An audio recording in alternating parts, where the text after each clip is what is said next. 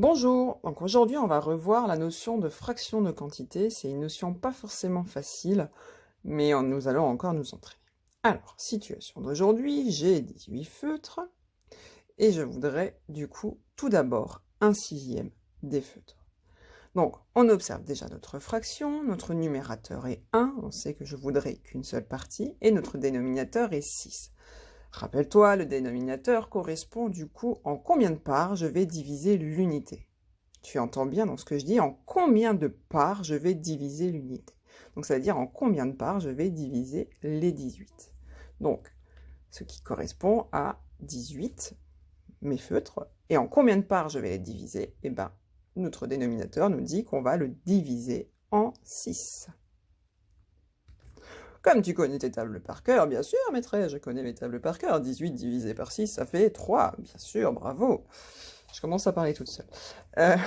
Du coup, on voit que si je veux un sixième des feutres, eh ben j'aurai 3 feutres. On peut le voir avec les feutres. Donc, en fait, on va diviser du coup nos 18 feutres en 6 parties. On peut le faire, hein. Tac. Tac. Oh, ça roule des feutres. C'est pas très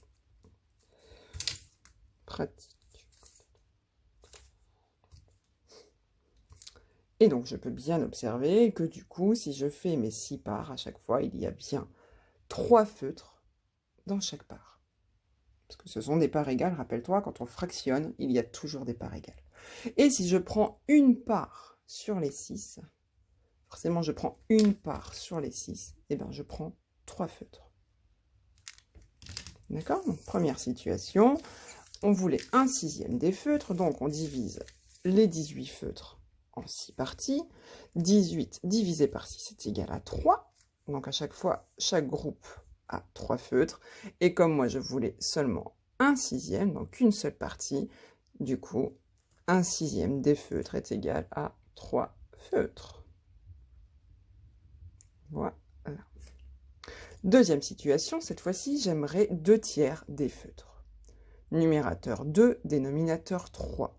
Donc rappelle-toi, nous allons diviser du coup l'unité, nos 18 feutres, par 3. Car nous divisons ici par 3. 18 divisé par 3, c'est égal à 6. Très bien. Donc on voit qu'ici, si je partage du coup mes feutres en 3 groupes, j'ai mon premier groupe de 6, tac. J'ai mon deuxième groupe de 6 et j'ai mon troisième groupe de 6. Donc tu vois, un premier groupe, un deuxième groupe, un troisième groupe. Car 18 divisé par 3 est égal à 6. Or, ici, on voit le numérateur qui est 2. Je veux 2 des paquets. Donc, ici, nous avons un premier paquet, un deuxième paquet. Donc, je veux 2 fois le paquet d'origine. Donc, je veux 2 fois les 6 feutres que j'ai dans chaque paquet. Or, 2 fois 6 est égal à 12. Et on peut bien reprendre si nous comptons 1, 2, 4, 6, 8, 10, 12. Nous avons bien 12 feutres. Allez, troisième situation. Cette fois-ci, j'ai 35 feutres. 35 feutres. Et du coup, ici, j'aimerais 3 septièmes. Oh, ça bouge. 3 septièmes des feutres. Nous observons. Numérateur 3, dénominateur 7. Donc, tout d'abord, on va s'intéresser au dénominateur, car on veut savoir en combien de parties on a divisé l'unité. Ici, nous avons divisé notre unité de 35 en 7 parties. Donc, nous avons divisé nos 35 en 7 parties, donc ce qui correspond à calculer 35 divisé par 7, qui fait 5. Or, ici, numérateur est égal à 3. Donc, ça veut dire que je veux 3 de ces parties, donc 3 des parties où il y a 5 feutres à chaque fois.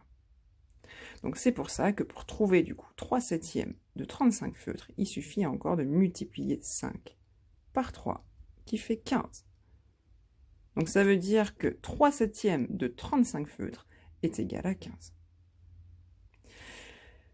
Si j'avais voulu 4 cinquièmes de ces feutres,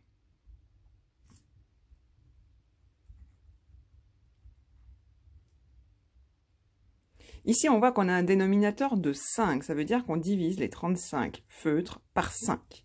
Donc, nous avons 35 divisé par 5, qui est égal à 7. Donc, on sait qu'on aura 5 paquets de feutres, et dans chaque paquet, il y aura 7 feutres.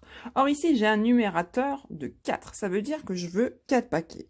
Donc, je veux 4 paquets. Dans chaque paquet, il y a 7 feutres. Du coup, ce qui correspond à 7 fois 4, ou 4 fois 7, tu sais que c'est égal au même résultat, et 7 fois 4 qui est égal à 28. Ce qui veut dire que 4 cinquièmes de 35 feutres, c'est égal à 28.